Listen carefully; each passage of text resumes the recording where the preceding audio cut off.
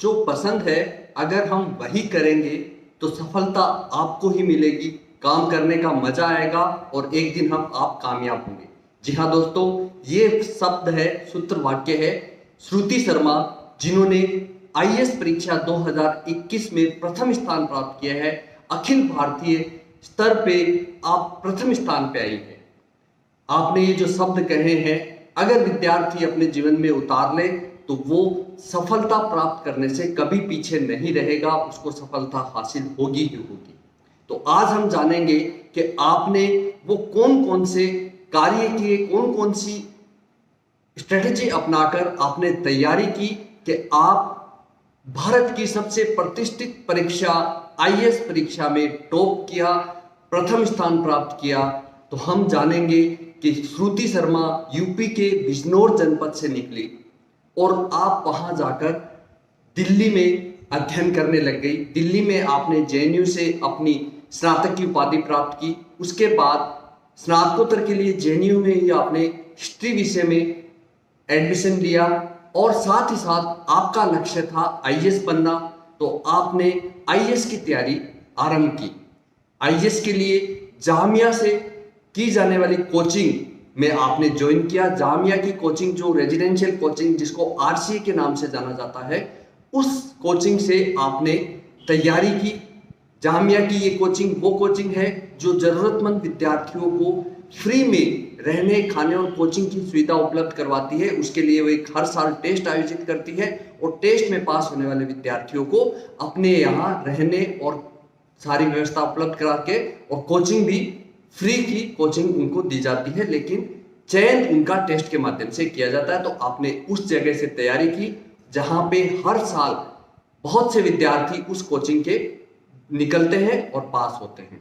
तो आज हम जानेंगे श्रुति शर्मा ने किस प्रकार तैयारी की और कौन कौन से पहलुओं की बारीकी से अध्ययन किया तो आपने प्रथम स्थान की सफलता प्राप्त की।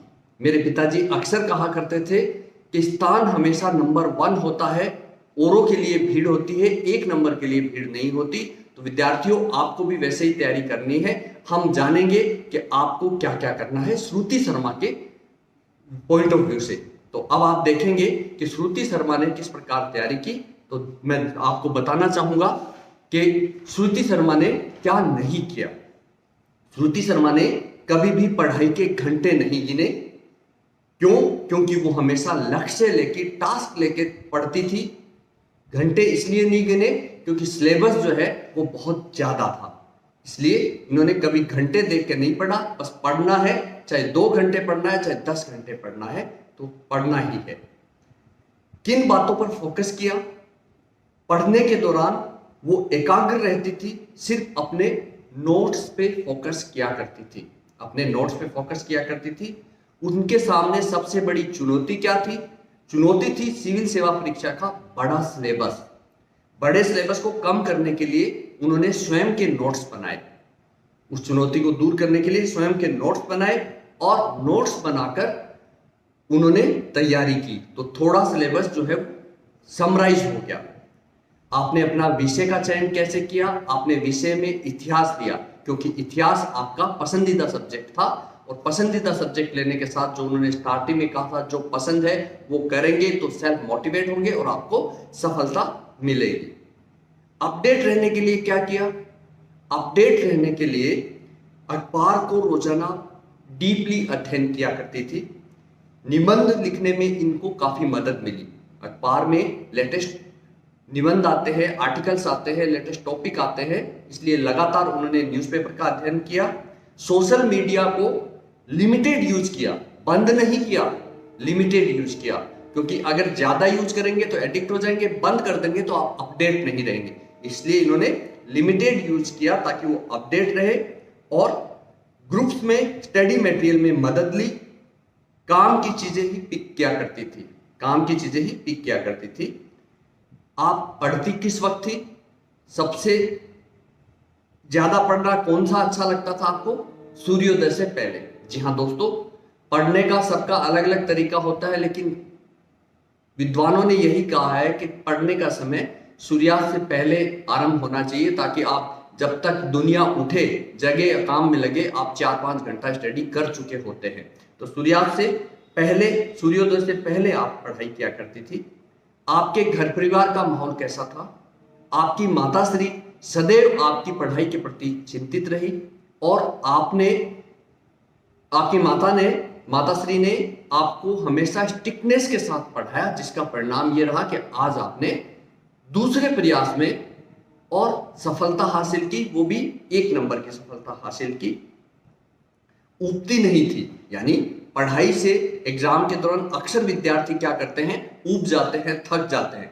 तो वो ऊबती नहीं थी, पूरी तैयारी लगातार करती रहती थी, पढ़ाई के बीच में ब्रेक लेती थी और ब्रेक लेकर जो काम मनपसंद होता था वो ब्रेक में करती थी। यानी लगातार आप पढ़ाई कर रहे हैं तो आप ब्रेक जरूर ले। ये बहुत अच्छी बात इनके साथ रही कि इन्होंने लगातार पढ़ाई की और अपनी पढ़ाई को पसंदीदा बनाया, कभी ऊबती नहीं थी और ब्रेक लेके पढ़ती थी। किसके लिए कैसी स्ट्रेटेजी रखी इन्होंने? प्रीलिम्स का नेचर हमेशा बदलता रहता है, इसके लिए कोई स्ट्रेटेजी नहीं रखी इन्होंने, बस सिलेबस पर ध्यान दिया। जो सिलेबस है उसको पढ़ा, क्योंकि उसका नेचर बदलता रहता है। बेसिक बुक्स, प्रीवियस पेपर और रिवीजन ही हेल्पफुल रहा इनके लिए। यही कहती है कि रिवीजन आपको बहुत जरूरी होता है। मेंस के लिए समय सीमित मिलता है, इसलिए पूरा टाइम सिर्फ स्टडी पे ही दिया इन्होंने, क्योंकि प्री का रिजल्ट आने के बाद मेन के बीच में टाइम इनको कम मिलता है, इसलिए पूरा का पूरा सिर्फ स्टडी किया। इंटरव्यू में ये नहीं कि इन्होंने स्टडी की तो इनका इंटरव्यू बहुत अच्छा रहा। इनको इंटरव्यू में कई मुश्किल और फैक्चुअल सवाल पूछे गए जिनका जवाब इनको नहीं पता था, इसलिए ईमानदारी से इन्होंने मना कर दिया कि नहीं, मुझे नहीं आता।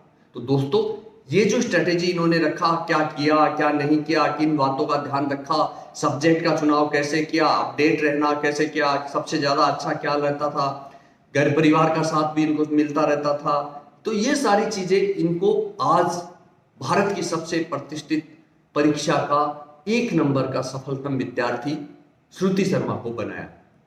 दोस्तों, आप भी इन्हीं स्ट्रेटेजी के साथ अपनी प्रतियोगी परीक्षाओं की तैयारी करेंगे तो आप भी श्रुति शर्मा की तरह सफलता हासिल करेंगे और साथ ही साथ उच्च पायदान पर आप सफल होंगे।